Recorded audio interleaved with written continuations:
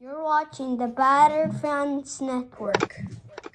The heroes are back. Beards talking balls, rapping pink and black. Coming live from the 305, it's official tissue. The Batter Fan, Chris and Dan, weekly rocking with you. We talk Messi, Boosie, Jordy, Lucho, the Fat Four, to Ben Cram, Noah, Ruiz, Fred. What more could you ask for? Tighten up and get ready, listen in on the pod. Solana and X in Espanol, just to even the odds. Breakdowns and gas bagging, join the tribe and just vibe. $3.99, don't forget to like and subscribe. Don't hesitate, say what's up, go ahead and come in. No question about it, I'm ready to get hurt again. No question about it, I am ready to get hurt again. Chris, the Herons are back. Welcome everybody to episode number 389 of the Better Herons podcast. I am your host, Dan Gianna, and alongside me, as always, Mr. KBD. How are you doing, sir? I'm good, man. I missed the last episode. It looked like it was a blast, and I can't wait to give my own opinions on those things. Well, you know, we might have a little bit of time to do that because our guest said he's going to be running a couple minutes late. So let's housekeeping first. Then we'll talk about our starting 11 for Miami side for the Nashville game. And then if the guest hasn't joined us yet, then we'll go ahead and touch on those subjects from yesterday. So, starters, housekeeping. It sounds like the Rodrigo De Paul thing is about as official as it can be without it being official. Everybody is expecting. Chris, the Herons are late. Yes, today we were late. We had a couple mishaps. Our guest is running late. So, yes, today we are late. We apologize, but thank you for everybody that held on and is on with us right now. So, Rodrigo De Paul, it seems like it's almost a done deal. It seems like he will be a player on Inter Miami. And I'm assuming since it's the summer transfer window, he'll probably be debuting for the Leagues Cup, right? It's marketing at the end of the day. Marketing helps some Leagues Cup sales also. So I'm assuming that's when he'll debut. Absolutely. That's how they did it with Messi. I'm sure that's how they do it here. So I'm looking forward to that. It's going to make the Leagues Cup very interesting. And I was hearing a lot of things about Brian Rodriguez also. I'm also hearing that some people are thinking that maybe it's not going to happen with Brian Rodriguez because apparently Club America is asking for a lot of money. I was talking to Will from MLS Moves. He said he's hearing that he doesn't think that people in that he's coming over either. So we'll see. That's going to be interesting to look into. But the DePaul thing, probably yes. The Brian Rodriguez thing, maybe not so much. But it is going to be interesting to see what happens here going forward. Any thoughts on the DePaul and the Brian Rodriguez? So about the Brian Rodriguez, I'll start with that because it's quicker. I know that Solana has mentioned that he's not a big fan of him, right? And if Solana's not everybody that I've talked to about this guy has told me that we're going to hate him. Well, and that's not a good sign. I mean, this is probably not. Yeah, this not a good sign. I think if I'm not mistaken, a lot of people actually felt like that about Falcon a little bit before he came on here. I don't know if I'm getting him confused with Lujan. I'm not 100% sure. I'd like to lean to Lujan. Well, Allende there was just not enough, right? But again, with Rodriguez, I just feel like, unfortunately, if I see a lot of people that watch this game and watch him specifically often, and they say they don't like him, then I'm good. I'm good without him. And Mr. Krabs saying DePaul debuts in Leagues Cup is my guess. Listen, if there's any proof that's in the pudding, it's the fact that Messi debuted in Leagues Cup and ticket sales went up, right? Now, of course, we've already had this tournament. This is the third year of the tournament. So I imagine that this is another way of sort of, jacking up the prices or whatnot. I'm for it. I'm all for it. I'm with DePaul coming over here. Yeah. So DePaul sounds like he's coming. The Brian Rodriguez things isn't. Maybe it'll pick up some traction, and things will be worked out. But that's sounding like it's a little more in doubt. But who knows? And then I see a lot of people asking for a center back. Rojo, maybe he's 35, so he sounds like right about the age range that we'll be looking for. But we'll see. And then going into this Nashville game. I'm excited to see what this team looks like against Nashville because I felt like going into the Club World Cup, Jesus. Club. Our attack didn't look crispy. It looked like we were struggling a lot to score. When people would play compact defenses, they would hold that low block and just play the counter. We were struggling to score. There's no way around it. Then we played against Montreal. We kicked their ass. Then we played against Columbus, which plays a very open style. They don't defend as much as other teams, so we put 5 on them. Then we went to the Club World Cup, and we played against teams that weren't necessarily holding a low block, so we played well against them. We came back. We beat Montreal again. That's fine. And then we beat New England yesterday, but New England was interesting because they were defending, and we scored 2 in the first half, so everybody felt really good. But if you really think about it, we scored twice. We only had 2 shots on goal, and one of those was off of a blunder where the Beeson from New England headed it back to his own center back, but he didn't do it with enough strength. Messi got to cut in front of it. He stole it, scored. In reality, did we really look that impressive on the attack? Like, I know we had the ball. We looked like we were dominating, but we didn't get any shots on goal. So do you really feel like we've changed, like we've really improved in the attack? I honestly, I'm not really too comfortable with it because, I mean, obviously it looked convincing, but it wasn't as convincing as a 2-1 win looks against New England. I mean, other than that shot, I mean, the other shot was essentially just Messi being and Busquets. Busquets finding Busquets's pass was the key there, right? I mean, just the fact that he laid it off perfectly enough in stride to Messi at his pace to be able to get that shot in a good spot. Other than that, there was nothing else that was really too convincing. I mean, it's a win, but yeah, no, absolutely. But and in the second half, we didn't look good. So I do think that Miami's heading in the right direction. I think over the last month and a half, we can say that a lot more positives. Right? We haven't lost the game in the last month and a half. Yeah. Like, obviously positives, but I'm still not convinced that we figured out how to beat a defense that plays that low block and counters. Like, I know we scored twice against New England, but I think that this is the real test. Nashville is a good defensive team. Nashville has only allowed 23 goals all year, which I believe is 3rd best in the league. So I'm really curious to see how we look against Nashville. And we're playing at home, so that should be a positive. But I think that this is the real test. Oh, absolutely. I mean, and they're on top of that, 2 of their goal scoring machines are, I mean, listen, you can't say enough about Serge and Hani Mukhtar. Yeah. And then on top of that, like, Sam Serge is leading. He's leading in the Golden Boot. And then on top of that, you have your boy Honey Mustard, that he's also he's leading with shots on target for the whole league. 44 shots on target. And I'll ask the guest, which is going to jump on with us in a second, Uncle Matt. If I'm correct on this, but I believe they haven't lost a game in 13. In the last 13, they're undefeated. So I believe it's the last 13. I looked, and they haven't lost a game since they played Seattle in April. Mm-hmm. So they're on a nice little run.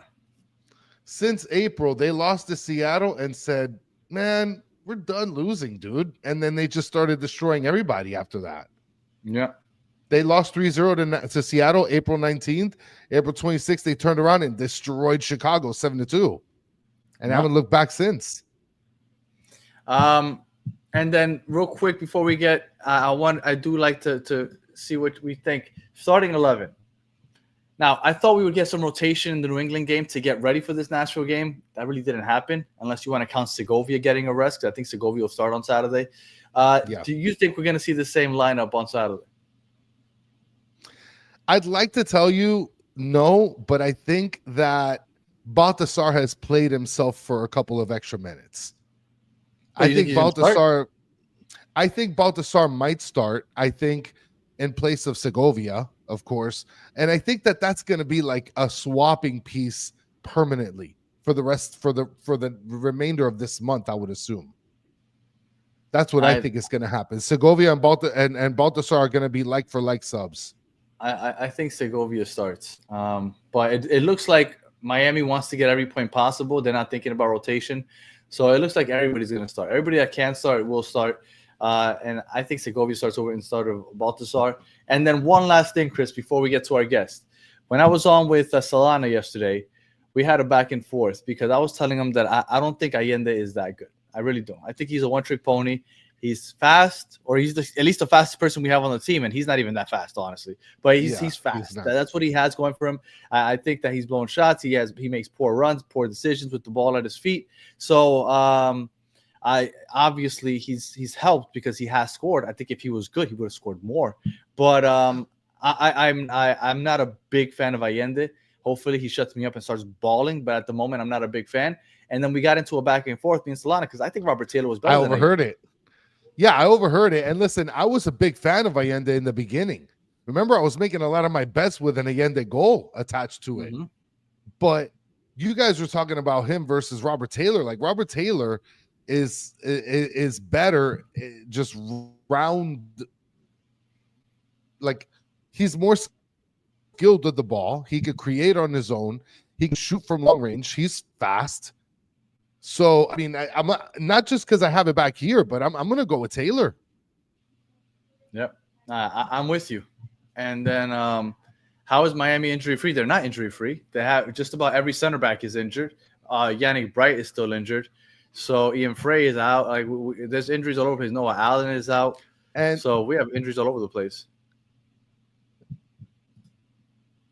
And on top of that, I mean, we might see Rocco. Because I haven't heard anything about Ustadi. Yeah, and Ustadi looked like he got pretty dinged up. Like a shoulder for a goalkeeper, that's huge. Yeah. Like you can't block, you can't extend. And against one of the highest scoring teams in the league, that doesn't sound very good. And then my name is Jeff is asking, what is MLS top 3 goals and assists, goal contributions, I guess. It would be number 1. I believe Messi's number 1 now, no? Did Messi overtake? I think it might be Messi. If not, it's Andres Dreyer. I know San Diego, Messi, and Evander. I know those are the top 3. I don't know in what order, but I know 100% those are the top 3. And Danny, we got a super slam, a very nice and important $9.99 super slam. Sebas Inter 954, shout out to you in Broward County, says you guys are awesome. Always listen to podcasts. Keep it up, Sebas. Thank you, my friend. Shout out to you and Sebastian. If you're into other Miami sports, we're gonna start bringing in the Heat and the Marlins and all that other stuff. So make sure you look out for that stuff. Also, battered Marlins, battered Heat, all that other stuff. All right, Chris. Anything else? Any other housekeeping or anything that you want to touch on before we bring on Matt, or AKA Uncle Matt? I do want to tell Solana, I'm sorry, but the way that American math works is 1 + 1 = 2. Okay, that's how American math works. Yeah, I don't know what Solana, why he's so sour. Like, people just having fun. That's just how I don't know. That's I couldn't believe it. He was really sour about it. He said football isn't funny. What? Then you're on the wrong show, because I mean, we don't take ourselves very seriously on this show. So shout out to Solano. How about the Marlins, huh? They've been on a run. Look out for us next week. All right, so here we go. Without further ado, let's bring on my guy, Uncle Matt. There you are, sir. What's going on, Matt? How you doing, sir? I'm doing pretty good. How are you guys doing? Living the dream. Awesome, my friend. So good to be back on with you guys. Sure. Wait a minute. Oh, appreciate it. This is our Hot Chicken Day shirt this year from Nashville SC. So celebrating the culture a little bit. First question right off the bat. I know you said that you were running a little late because of dinner. Where were you having dinner? So right now in Nashville, we're having a little thing going on called Nashville Burger Week. One of our local publications, Nashville Scene, does this promotion once a year where all the restaurants, not all the restaurants, but a bunch of restaurants in Nashville put up like a burger special, $8 for a burger. They try to highlight their best burger. You go out, eat all the burgers you want, vote for the best ones at the end of the week. So me and my wife have been going out all week checking them out. So we were at Southern Grist tonight for their grist burgers. Like are you vlogging it? Like huh? Are you vlogging it? Yeah. I've been including it in the vlog. So I like kind of chipping it in as I've been like, we went to the US Open Cup match last night, had a little pre-match burger there. Did this one. Make sure today. that you follow Uncle Matt's YouTube channel. He vlogs all that stuff. If you haven't seen Nashville, he's got everything going on in Nashville. He vlogs it all. So make sure that you follow Uncle Matt on that. Yeah, heavy influence on Nashville SC, obviously, but I kind of go out and do whatever. Like tomorrow, we got WWE SmackDown in town. I know you're going to be interested in that. So yeah, is it in town? We'll be out there. We'll be out there seeing the wrestling. I'm going to get a burger before that, so that'll all be a part of the video tomorrow. So eating burgers, going to wrestling, going to soccer, just everything. Is the event right there on Broadway?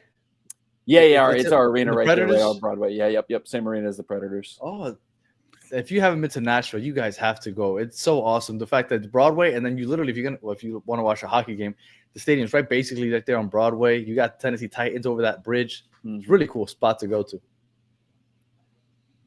I mean, he's literally describing the greatest. Yeah, I am. He's literally describing the greatest week I can ever imagine. Full disclosure, Chris has been considering moving to Nashville. He's been having this conversation with me for like over a year. I mean, and then on top of that, you give me a week of burgers. Mm-hmm. Yeah, come on. It's hard to argue with. All right, I forgot my cat. I was going to bring my cat for Catterday, but yeah, I shut mine out of the room, make sure they didn't disturb the video. So, but my wife tried to sneak, would have been right at the last minute, but I was like, let's get out of there. So, Uncle Matt, Nashville. I felt like they were one of the more inconsistent teams to start the season. I felt like they were good, and all of a sudden they would fall off back and forth. And all of a sudden they just went on. They turned it on. They haven't lost in, I believe it's 13 games. What the hell has been happening with Nashville? Did it just take BJ Callahan just a little while to get things going, get things right? Yeah, I would say that was probably it. I mean, I think we're 13 unbeaten in MLS, 15 overall with the U.S. Open Cup matches mixed in, and that's really what it seems like. It seems like things have started to click. The, way he wants to play has started to like kind of take over.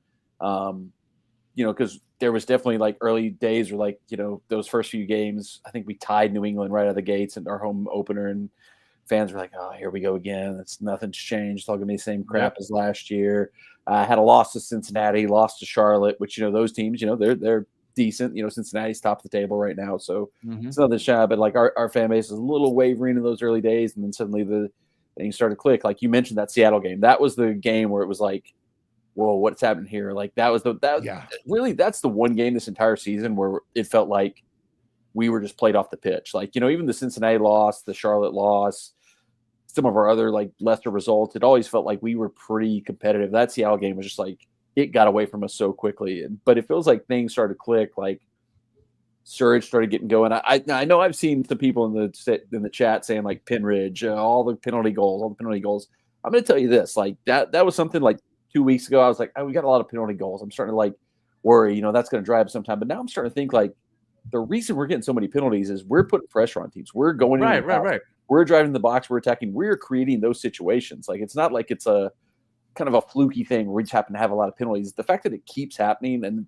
seeing the matches live, going to the games, feels like that's part of what we're doing is we are just going at teams a lot more than we ever have in our history, and it's creating situations where like Hani Mukhtar is going against MLS defenders who maybe aren't always the best, right? Absolutely, sure-footed people. He's pretty smart on the ball. He knows what he's doing there sometimes, and so it's not something you can always count on. But I don't think it's as a fluky a thing as it maybe like seemed like a couple of weeks ago, because it's keeping happening. And the more I see it, the more I'm like, I think it's just like the way we're playing is creating those opportunities, and it's kind of a combination of things. I think some of the players are finally like buying in, they're adapting, the system's clicking.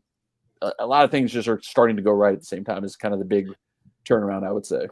Nashville was up until I would say this year was historically that defensive-minded, low block, grinded out team. Are they still playing that low block on a regular basis? And what kind of what formation are they coming out in, and how are they playing? Chris, you gonna say something? Yeah, just real quick before you jump in, Uncle Matt. I mean, you guys went from a team that people were like, okay, they're just shooting for the 1-0 win, to, aside from the first game against DC and the last one against Philly, where you scored one, every other game has been multiple goals. Yeah. No, we kind of switched to it's kind of like a hybrid 4-4-2 that we're playing this season. BJ Callahan has kind of said he's not really focused as much on what position players are playing. He's more focused on each player has a role to play. So it's more of like a flexible rotation type where like our wings might be in the middle of the pitch, like it's total football. Yeah, exactly. And it's perfect for when you have a player like Hani Mukhtar, where he's going to be listed as the second striker in the 4-4-2, but he's going to be on the left wing. He's going to be deep in midfield sometimes. He's going to be in that like hole where a 10 plays. He might be on the right wing. He's going to go all over the pitch wherever he has to go to create chances and get on the ball and make things happen. And and maybe that was some of what took it a little while to get going, was like players who were so used to being like I'm the left back. This is what I do as a left back. I go into this spot. I go into there. Where it's like you're given more freedom. You're starting to learn. You're starting to be like, oh, well, I can go up here. I can do these things and go here and go there. It's starting to become a little bit more crisp, a little more flexible. And I saw somebody like talking about the pressing. Like I really was like watching it. The game we had last night against the Open Cup, where we're not pressing the way like Philadelphia presses or like, Red Bull New York presses, where we're just like full intensity. Like it's a weird, subtle thing where we're kind of like just like making the presence felt. And once again, MLS defenders are not like the most crisp on the ball. They're not the most solid. So it's almost like we had several times against DC United where like just the fact that like Surge was on a guy's shoulder, he started like panicking and like flipped out and lost the ball. It's crazy. It's like BJ Callahan's come and said, we don't have to press like, the old school Borussia Dortmund Gungen press and just nonstop intensity all the time. We just have to like make them panic a little bit and something's going to happen. So it's been interesting to see it all start to come together and start to click a little bit. But at its core, it's a 4-4-2, but there's a lot of interchangeability with the players, who goes where, who's playing, what position. Like, Sam Surge, he looks like, tall, traditional, big guy in the box, number 9. Yeah. He gets on the wing sometimes. It looks like Ronaldo trying to do step overs and like cut in and come from that side. Right. And so we got guys going all over the place, and it's definitely, you mentioned the old days of the Gary Smith, park the bus, hope for a 1-0 win. It's, whatever. It's far from that. Yes, it is far from that. It is. It's been exciting. And you're still playing well defensively, which is surprising, right? Because when you open it up more on the attack, usually you have to compromise something, right? You push more up in the attack, you compromise, and you give up a little more goals. You leak out a little more, but I mean, you're still third in goals allowed, which is impressive. Yeah, no doubt. I think when I was on the Battered MLS preview show, I think I even said that was maybe one of my big concerns, was the change of style of play. We didn't really change our defense. We've got pretty much the same players back there, same goalkeeper. I was like, you go from, having so much protection from the team in front of you to all of a sudden playing a little bit more open. What does that do? And I was concerned that we were going to like be trying to win every game, like 5-6 or 5-4 or whatever. Right. Shootouts every game, but it's held up really well. And like, I'll shout out one guy who I think has like specifically been the key to that. It's our we call him the Norwegian nuisance. Eddie Tagseth, this midfielder we brought over from the Norwegian league. He is, he's not your traditional, like, bully in the midfield, holding big guy, muscle guy. He covers every blade of grass. He's going to run from minute 1 to minute 90. So like, I think he's given us a lot of freedom where he's either going to go foul the crap out of somebody and break up an attack, or he's going to go win the ball back and keep it from happening. So I think I was concerned, especially because midfield was such a weakness for us, that, exposing our defense would happen. But it's been a lot more stable than I thought it was. We haven't had maybe as many clean sheets as the old Gary Smith would have liked, but, we're winning games 3-1, 2-1. You take that every day of the week, I think. And you mentioned listen, I love the fact that you just used he's covering every blade of grass. That tells me everything. I would have loved to see that guy Tagseth versus Yannick Bright, because that would have been a really good matchup. I mean, you also got some good work out of this guy, the right back Nahar. Oh yeah. I mean, he's a badass. I mean, yeah. Other than that, like, are there strengths or weaknesses? Because I haven't seen too many weaknesses other than you guys foul like crazy. Yeah, no, it's Nahar has been, arguably the MVP of the season for us, which is crazy to say for, a right back, but he, much in what I was saying, like that we kind of don't have the traditional roles. Players are like having flexibility to move around. We had Shaq Moore here for like the last 2 or 3 years, and he was kind of your old school right back, bomb up the wings, put crosses in, but he stayed tight to the touchline. He wasn't really coming in more. Andy Nahar is kind of like, in another generation, he would have been like a number 10, just like going all over the place, dribbling through midfield, doing whatever he wants. He's out there. He's bombing forward. He's taking guys on. He's putting crosses in. He ripped an absolute banger off a deflection that came to him on the corner the other night against DC United. So he's been a crazy one, and that's, I think, a testament to like our general manager Mike Jacobs, that he's pinpointed a few players, because I think like the big thing a lot of people have said about us was like this was supposed to be a reset year. This was supposed to be kind of like the beginning of the reboot. They call it Nashville SC 2.0 has been a buzzword that our ownership and a lot of people have used. But I think Nahar was brought in as a guy who was kind of like, he's like 31, 32, kind of on the back end of his career. It was like, we can throw him out there. He'll help us still be competitive, but eventually we're going to find a long-term there. And he's just been kind of a revelation. So we've hit on a lot of like things like that were just kind of like, rolls of the dice. And I think that's a big part of what's happened successfully for us this year is some of the things that we took a risk on ended up hitting for us. But yeah, he's been, quite a surprise and quite a performer for us. And Danny, just, before I guess we move on, but Walker Zimmerman came off the bench and scored a freaking goal. I'm kind of scared, to be honest. Like, I asked Uncle Matt for strengths and weaknesses. He failed to give us a weakness so far. I'll give you a weakness. We have not. I need to believe in something. We have not played the toughest schedule yet. We've done the double against Philadelphia, but I mean, if you look at who they've played, they're top of the table, but they haven't had the strongest start to the season either with who they've played. The toughest team probably on our schedule so far that we've played is Columbus and Cincinnati, and we lost both those games. So, we went up, not Columbus and Cincinnati. We lost to Cincinnati. We lost to Seattle.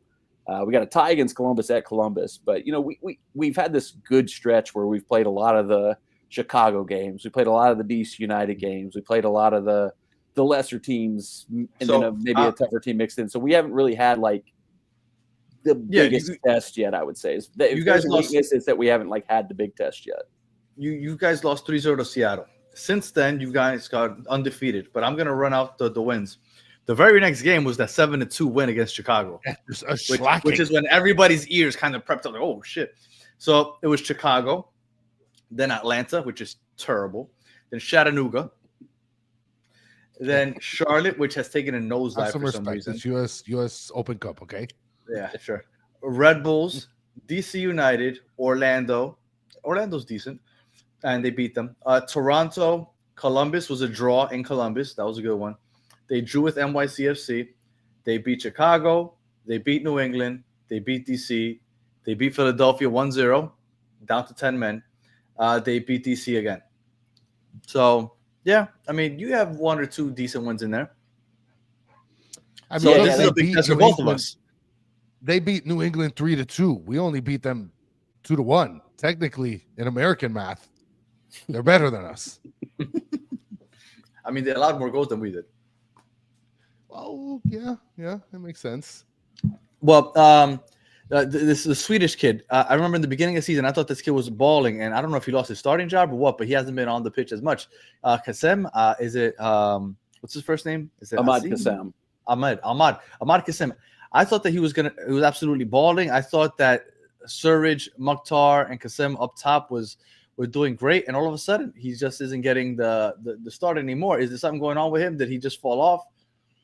No, I don't think it's so much that he fell off. I think he's a U22 initiative signing, so he's like on the younger end of players. He's more of like a long-term project, hopefully get a couple of good years out of him and maybe he gets sold back to Europe type position. But he's more of a product where he had some good games, but then some other guys came in and had some really good games. Like we got this kid, John Perez. Perez. Yeah. He's on loan from LA. We've got the option to buy him when the window goes live in July, permanent deal. He's been on fire. Like he's taking people on. He's like an upgraded version of Schaffelberg a little bit, where it's not just the speed. Schaffelberg came in and the speed was just burning people down. Perez has the speed. He's got dribbling ability. He's got passing. It's one of those weird ones where I can't believe LA Galaxy let him come to us, but they're so moving all the players around, having to get stuff open that they had to get him out. I think he actually came to us because there was some weird roster mechanism where he was what they needed to move to get Ricky Puig or one of those guys in type thing. Same as Schaffelberg came to us where they needed to open up some stuff to get in, the weird players they signed that didn't work out for them. So we've benefited from teams being hey, we got this young player who's been through our academy, but we need to get these veterans from Europe that are going to cost an extra $1 billion out so you can take this guy. He's been on fire. So Kasam has been good when he comes on, but he's I think he's more I'm trying to think of how to say this. He's one of those players who doesn't look like he's doing a whole lot. Sometimes he's very cerebral, kind of slow moving type. I don't know if you guys have anybody on your team where he's talented, he's great, but sometimes we have a good player that wears the number 10 that kind of seems that way. He kind of just he's just kind of lollygagging, and then all of a sudden just he's got that kind of almost Messi thing, but obviously He's Yeah, not Messi. yeah. He's kind of waiting for his spots. He's not always he's not running all over the pitch, up and down the pitch, up and down the wings, just waiting. He's kind of waiting a little bit, and he's deceptively fast, because he's taller than you think he is. I think he's 6'3", which is weird for a wing type player. Yeah. So he looks like he's moving slow, but then he's going fast. So I think it's just he's kind of still adapting to playing in MLS. I think he came in and he scored 2 goals in his first 2 matches. So it's kind of one of those hit fire right away. Expectations maybe got a little too high, too fast type thing. But I think he's more of a long-term project for us. Hopefully he'll be around for a year or two, and he'll integrate more and more, get more opportunities. But because he's got a lot of talent, he's got a lot of promise. But it's kind of one of those things where I think he's still figuring out the way of playing in MLS sometimes. We're losing Danny. That's what's happening this weekend. I mean, look, Uncle Mad, give us a name or two, a guy that we, as the fan base, have to kind of look out for when we play against you guys. I mean, we went over Nahar. Give us like 1 or 2 guys that's okay, these guys are going to pop out on the screen. Man, it's tough to say, because I would have said Johnny Perez, but he's suspended for this game because he got a red card in the last MLS matchup against Philadelphia last week, and he's been kind of the one that's been popping off the last few weeks. So, but he won't be there. And I really fully kind of expected us to rotate a little bit more than we did against DC United in the Open Cup match midweek, and we basically played our pretty much strongest 11 against them, with the exception of we switched out our goalkeeper for kind of our cup goalkeeper. So I'm kind of curious to see what type of team we bring out, because we turn right back around and we play Columbus at home Wednesday right after playing you guys Saturday. It's this crazy stretch of games we got. It's the craziest stretch we've had all season. Philadelphia, Philadelphia last Saturday, then the cup match against DC Wednesday, you guys Saturday, Columbus Wednesday, and then we get a break into Toronto next Saturday. So we get to reset a little bit there. So it'll be interesting to see how we balance the squad and stuff like that. I think Patrick Yazbak should probably play against you guys. That's a guy I would keep an eye on, because he didn't play in the Open Cup match. He's kind of been one of our guys that we kind of rotate through our central mid positions. He's not quite to the same level of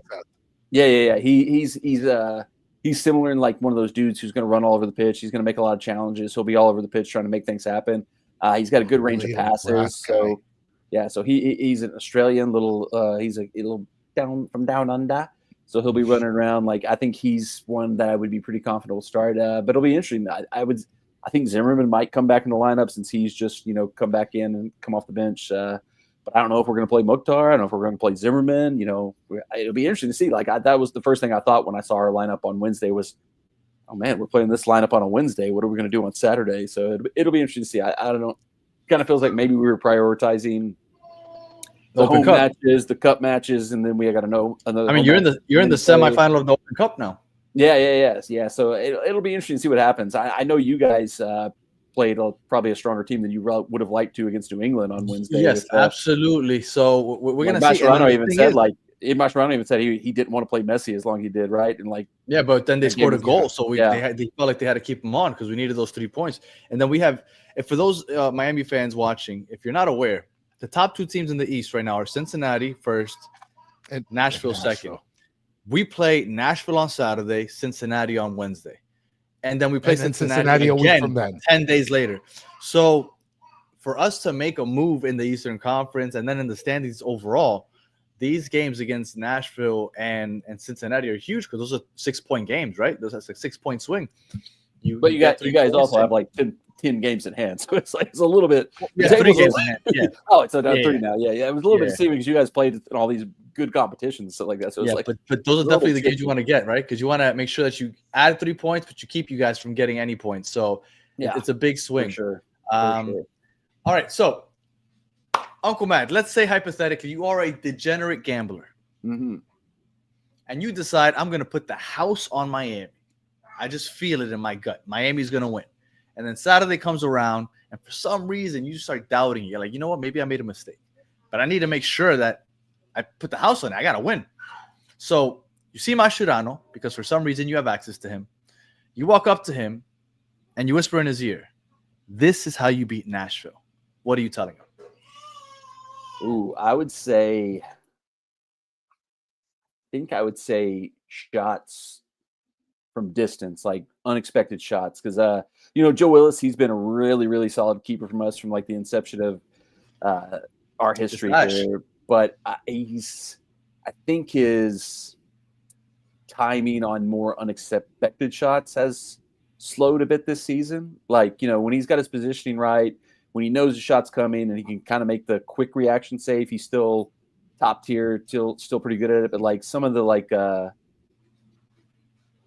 goals from distance, goals that kind of like catch him off guard a little bit, he doesn't have quite as quick a reaction as those. So I would say just if you see the light of his eyes, have a shot. Just put shots on goal because he's going to make some saves. He's still got like the basic kind of standard saves you want from a goalkeeper. You're not going to beat him with a bad shot, but some of the mid-range shots that he might have saved a year or two ago might trickle in now. So I would say shoot as much as you possibly can. Get shots on target. Okay. Yeah. Hit shots, especially, the guys you guys got, hit some shots, just rip shots. Robert Taylor would have been perfect for that. Not Allende, unfortunately. Yes. All right. Yeah. So prediction time. 1,000%. Uncle Matt. It's prediction time. We always let our guests go first. How are you feeling? What do you think the score will be in this matchup on Saturday night here in not Miami, Broward, technically? Man, it's so hard because, like I was saying, I kind of think we're going to probably rotate a little bit. I don't know that we're going to put the best team out forward, but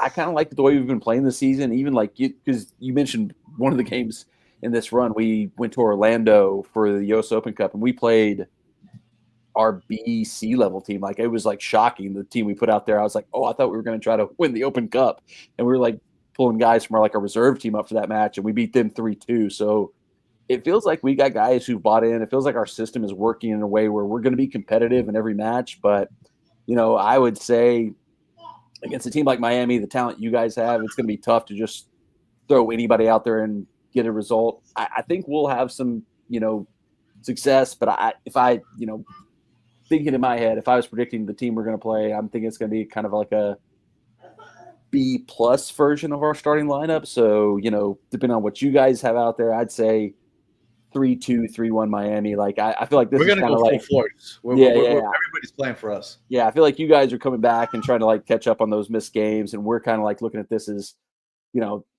tough spot in the middle of a tough schedule of games. Let's hold down the fort and get back home and play Columbus on Wednesday. So I think we'll throw out a good team. I think we'll, not our strongest team, but I think like I said, with that Orlando game, I think even our backups, that's probably one of the sneaky strength things about our team this year is we have maybe better depth than we've ever had. It used to be if Hani Mukhtar didn't play, if he came off the field, you felt like it was no chance. And we won 2 or 3 games where he's come off early or he didn't play at all. So I think it'll be hard to win without our full strength team against you guys if you guys have your full strength team, but I think we'll still kind of do some things and be a little dangerous, be in the mix. So I would say 3-1, 3-2, but I think you guys have a pretty good chance of getting this one this week. If you guys don't pull out your A team, then I don't know, because I'm expecting your A team. And if your A team plays, I'm expecting a draw. I'm expecting a draw just because Miami has to prove to me that they could beat a good defense. They haven't proved to me yet. So I'm waiting to see that because once we play a good defense, we just have a hard time breaking it down for some reason. We kind of just rely on Messi to give some Messi magic, and it's only so much you can count on one guy on an 11-man team. He did it against New England yesterday, put us on his back, 2 shots on target in the first half, scored 2 goals, and we kind of rode that to the end. So I don't know how much we can rely on Messi consistently doing that against a good defense. I'm gonna say draw. I'll say 2-2. I'll say Messi gives us 2-2 draw. And that's if your A team plays. If your B team plays, then I feel a little better, and I think we could pull out a win. But if your A team plays, I think we're gonna get a draw. And I'm just waiting for Miami to prove me wrong and score on a good defense. Chris? I'm actually terrified, Danny, and same thing. I said I was gonna go with the same prediction, right? 2-2 if we're playing against A team to A team. I feel like, and then on top of that, Nashville, they allow the least shots on goal Well, not the top team that is the least shots on goal, but one of the top 5. If they And don't play the 18, we have a hard time getting shots off because our players, if they don't have an absolute clear shot, they're like, oh, let me find Messi. Where's Messi? Let me find Messi. Yeah, let's go ahead. Let's swing it around to Messi again because he'll figure something out. Because unless they have a clear open shot, they're not taking it, and it's very frustrating. And we haven't figured out a way around that. And for the record, for everybody excited about DePaul, I'm excited also, but he's not going to fix that part of our team, unfortunately. And I'll tell you this much: I was going to go with the 2-2, but then you went with the 2-2. I'm going to go with a 3-2. Miami wins prediction, but I am absolutely terrified. I wouldn't be surprised if it's a 1-1 draw. I do expect a draw. I don't think Miami will lose, but I do expect some type of draw.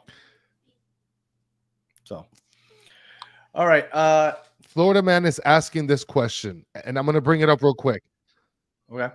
Chris asked Uncle Matt how Nashville fans are taking the DePaul news. Are they mad? With two Ds. Are they mad with 2 Ds? No, I think it, not to like throw shade, but I think people kind of are like, a little jaded about these type of moves for Miami at this point in time. Like, and when it first, like, because it came in such a swell, the first kind of wave of like, oh, here comes Busquets, here comes Alba. Like, it was like, everybody was kind of like, there comes Suarez. How are they doing that? How are they doing this? There has to be some kind of shenanigans going on behind the scenes. I think that part of it's kind of faded to the point where it's kind of like, it's more of like an eye roll, like, oh, hey, they got another one of these guys in. But like, to you guys' point, like, he's a great player, obviously, like, elite top level dude who could still be in Europe if he wanted to be. But I don't know, how much another center midfielder really like helps what you guys got. Like, if you guys brought in like Virgil van Dijk, I think the rest of the league, that's when everybody'd be like, oh shit, well now they've got like, best center back in the world, the best holding midfielder of the last decade, 2 of the best attackers of the last 20 years. That would probably like raise people's eyebrows a little bit more. I think DePaul, especially, I think it's also the Argentina thing where it's kind of like, oh, it's just Messi bringing another one of his buddies down and getting him a payday and helping out. Like, he's a great player. There's no doubt about that. But I don't think anybody's like, panicking or like freaking out about him coming in the way they would have if it was like, somebody like a high level center back or something like that. And Soccer Daddy's saying Di Maria, like, or somebody like that coming in, like another crazy attacking player coming in would have been something. But like, I think like the not sexiness of a midfielder is just kind of like, oh, here they go again, bring another one of those guys in. I think he's going to help a lot. I do think he's going to help because we're missing that Diego Gomez box to box midfielder from last year. So I do think he's going to help a lot. But where I think we've been lacking the most this year, and people for some reason aren't considering, is in the attack. And I guess it's because we have Messi. Everybody's like, yeah, but you'll be fine. Yeah, we haven't been doing very well scoring against teams that worse than last year. Block. Yeah. So DePaul, I don't think it's going to help much with that. Once we get the ball into our final third, our issue is breaking down the defense and getting shots off to begin with. Yeah, so, that's why I was always from afar, I always liked like Robert Taylor. I thought he was a good player in the mix for you guys because he could do all the running. He was like the extra guy that could do like the dangerous, like, let Messi do his trotting around the field, let Suarez do his trotting around the field, have the other guy who does all the running. And it seems like, I don't know if you guys have that same kind of player now that's like kind of doing the extra stuff, stretching the defense to give them that space to do their trotting as much. Allende is the only guy that's legitimately doing that. Other than him, you have Segovia that can kind of flirt around in the middle of the, in the middle of the pitch. But other than that, Allende is the only guy that's stretching the field. There's 30 teams in this league. Shots on target. Well, I guess this is actually skewed. Now, you know what? Let me take it back because we have 3 games in hand. So we're probably better than this. Yeah. But at the moment, we're 15th in shots on target. 15th in shots on target. And we're behind the first place by 34 goals. 34 shots. So I don't know. I think that I think he's going to be a great signing. I think he's going to help the midfield. But like I said, I'm just waiting for Miami to prove me wrong. I need them to fix whatever it is the hell's been happening because they just haven't been able to break these teams down. But well, we'll see. I'm excited for the game because it's going to be a fun game. It's the first test since coming back to the MLS after the Club World Cup. So we'll see how this goes. Uncle Matt, are you familiar with Disney movies at all? Yeah, usually friends. No. Familiar with Okay. Disney movies? Yeah, absolutely. Okay, so I was having this debate with my wife the other day, and Chris, I haven't talked to you about this at all. I completely forgot, but now I just randomly remembered. We were having a debate about what is the single greatest Disney song of all time. Now, I thought that my choice was a consensus across the board and that everybody would go with it. And then my wife looked at me and she thought that I was crazy when I said it. So now I am curious if she's crazy or if I'm crazy. And if the chat, if you are familiar with Disney and you know the Disney songs, please, in your mind, the first, like, okay, that is the most iconic Disney song of all time. In the chat, please write what it is. I'll tell you what my wife said. My wife said it's the Pinocchio song. If you wish upon a star, blah, blah, blah, blah, blah, blah, blah. So that's the one. She feels like that is the most iconic Disney song of all time. I thought she's crazy. So I'm kind of curious what you guys think. So before I get to Chris, Uncle Matt, do you have one? Which one do you think? Like your first thought, like this is the most iconic Disney song of all time. You know, I probably wouldn't have picked that one, the If You Wish Upon a Star, but I mean, they use it for like a lot of stuff, like a lot of Yeah. As soon as you walk into Disney, like Magic Kingdom, they play it. So I understand. You know, I grew up in like the early 90s, so like all those, the Lion Kings, the Aladdin, the Little Mermaid, those all came out like when I was a kid, and those are the movies my parents were taking me to see. So like I'm all about like, you know, Just Can't Wait to Be King, you know, Can You Feel the Love Tonight, you know, Part of Your World. One? Man, if I was going to say one song that I was going to like, dang. You're wrong, by the way, Danny. How do you don't even know what I chose? You said I'm wrong. You don't even know what I chose. You okay? Go ahead. Go ahead, Uncle Matt. Ooh, I'm having a tough time with this guy. Do I want to pull something from like the old days? I'll give you the one that I think. Okay. Are you doing whistle at? Hi ho, hi ho, hi ho, hi ho, hi ho. Yeah. I mean, that is not the most iconic. Yeah, that was the that original. That was the most iconic. Are you kidding me? It's the Circle of Life. Circle of Life is a good choice. No way, dude. The fucking Lion King. Yes. Oh my god! But that's because it sounds like super. But it doesn't matter. It is the most iconic Disney song. I don't even think that's the best song in the movie.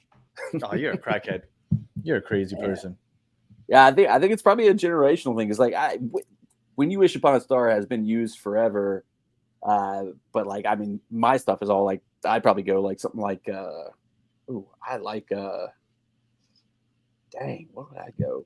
Part of Your World, like from Aladdin, is probably the one that like I always think about the most. Like I'll tell you, this is one that's like randomly on my like workout mix that I've got from Hercules. The oh my God, I Can Go the Distance, man. That's on my pump up track when I'm working out, man. Oh like it's my like God, my wife loves that movie and that soundtrack. Like, I don't know. There's too many good ones for me to like zero in on one. Well, for the record, like too many of them. The reason the conversation came up is because we ran across a YouTube video that was counting down the top 25, and I predicted what number one would be. I said it has to be A Circle of Life, and guess what was number one? A Circle of Life. That is by far. I think it won a Grammy. You and that creator have no idea what you guys are talking about. Juan de Oliveira is mentioning another song that's bigger than that when in the same movie. Get out, Danny. Get out. It's not bigger than that. The Circle of Life is the biggest song of all time in Disney, in my opinion. Hakuna Matata is probably one of the biggest songs in Disney, bigger than that. No, it's not. No, it's not. Like it takes you took a whole unit to make that song. Hakuna Matata. You get two animals in the whole tribe, and they make the song. Get out of here. Hakuna Matata is a good shout. That's like I think you almost like got to like stagger it though, because Disney's had these waves of stuff where like the early classic days, the kind of the 90s modern, like even in the Pixar stuff now, like the Coco, Remember Me. That's gonna be one like 10 years from now. Like people are gonna be like, oh, Remember Me. That's the signature Disney song. That's for the signature Disney song. So it's all generationally biased, I think, man. I don't know. The start of that Circle of Life song. I don't know. I'm sorry. Nothing's. You just said, "Oh, it's epic." Of course, it's epic. because it's the best. That song sounded like it took 764 people to make. Hakuna Matata, 2 guys. 3 with Simba. Well, I don't. Well, I mean, I personally think it's the best. The fact that it's all Lion King songs, maybe we can just say Lion King is the soundtrack. biggest soundtrack of them No, all. because overall, Goofy movie is like the best soundtrack. Oh, I wasn't even thinking of that. Yeah, Eye to Eye. That's the banger of all bangers. Like Eye to Eye is the number one. Like if we listen to Stand Up. No, Stand Up. That is Stand Up. that's Yeah, top 5. Yeah. Stand Up Top is 5. top 5. I mean, that's but you know what? one Florida Man's soundtrack of right. Disney. The Star Wars counts since it's now Disney because the Imperial March is pretty amazing. That's an interesting query there. All right. Well, Uncle, as always, we appreciate you hanging out with us and having a little fun with us. Please let everybody know where they could find you, especially for those vlogs. Like I said, if you're curious about Nashville, Matt's always vlogging about everything in Nashville games. It's going to be at SmackDown tomorrow, all that burger stuff going on, which I wish I could try some. I love burgers. So let everybody know where they can find you. Yeah, YouTube on Uncle Mad, just as spelled here on display with the 2 Ds. YouTube, Twitter, all the same spots. Me and another Nashville SC fan have recently kind of like lightly started a Nashville SC local sports kind of podcast. Taking a little bit of inspiration from you guys, if I'm being honest. It's 615 Locker Room. We haven't quite gotten as good as you guys have with the regular schedules, the post-game, pre-games. We're putting out one every 2 or 3 weeks. We're kind of trying to fit in between the other stuff we do in live sometimes. But trying to get that up and running a little bit more. But most of my stuff is still coming out on the Uncle Matt channel. So appreciate you guys having me on. As always, it's always fun. Absolutely. And Battered Wrestling Fans Podcast coming soon. Uncle Matt, first guest. I'd be happy to jump on. Tommy's been asking to start one of those forever. Chris, any final words? But please, no blasphemy because you're talking a lot of nonsense tonight. You suck big time. Stancy's saying Chris didn't seem to know how songs are written. I know how songs are written. I know that they got a full orchestra, wrote for years, but all that money and Hakuna Matata was literally only wasted. 2 people. I mean, I get it. Yes, it wasn't literally 2 people, but like, I'm just saying, I guarantee it took more money to make. And then Hakuna Matata, which was made with less worth the money, is though. way better than that crap. No. Okay. When I walk it's into a Animal decent Kingdom, song. they don't play Hakuna Matata. Hi ho. Tell me you don't get goosebumps when you hear the Circle of Life. When you first hear it. No, I don't. No, I don't. I don't at all. No, it's a subpar Disney song. Stop fibbing. All right. Well, I am getting triggered over this, Mr. Krabs. It's a blasphemy. And then Hayes was asking, Matt, do you like Johnny Cash? Of course. Who doesn't? I mean, we got him right here. The Boys in Black. I mean, you can't be from Nashville and not like Johnny Cash. Which era of Johnny Cash do you like most? I mean, I like the Walk the Line version, like the hard, drunk, like smoking cigarettes, just burning it down, Johnny Cash. We at the Titans games here, the NFL games, we play. We have this really funny video. They've changed it up some years. They've made it like not as good some years where they have they play. I hear the train a coming, it's rolling around the bend. And I ain't seen this. And then they do a record scratch. And the old, I don't know if you guys remember this, Pain Train from the old Reebok commercials, like the Pain Train, office linebacker Terry Taylor. He's just crazy. Oh, yes. There was a commercial back in the days where he was running around just decking people as they were going to the coffee machine and stuff like that. For whatever reason, we have a video of him in the Titans stadium where he goes, "Ooh, the Pain Train's here. The Pain Train's here. I'm coming." Yeah. And everybody and they go back into playing the Johnny Cash song and everybody just sings along. So it's a great, it's one of the few fun parts about Titans games the last couple years is having that little sing along there because everything else is kind of sucked. But yeah, you can't live here and not love Johnny Cash. I mean, just all black. We're an all black man. It's the way I live. I went to the Johnny Cash when I went to the League Cup final. I went to the Johnny Cash Museum that morning before I went over there. It's very cool. I didn't know that "Hurt" was a cover for 9 Inch Nails. Oh yeah, that is. I thought it was Johnny Cash. Yeah. It's a cover. I had no idea. I found out that day. So yeah, but that is a great song. He's just great all the. All right. Better than Circle of Life. If you are listening on audio, we appreciate you for Chris's nonsense, but we appreciate you listening all the way to the end. Please try to forget everything that he said and just hit us with 5 stars anyway and a comment. If you're watching on YouTube, thank you for watching all the way to the end. Please like, subscribe. Again, I apologize for Chris's nonsense. And for those of you in the chat, we appreciate you hanging out with us for the last 55 minutes. As always, you guys are the best part of the show. For those of you that said, oh my God, we're talking Disney, yes, we are Disney heads. So if you don't like it, we apologize, but you'll get a little bit of everything on here. So we appreciate you guys hanging out with us, and we will be back on Saturday for a post game, hopefully of a win, at least a draw. But regardless, we'll be back. So until the next one, have a good one.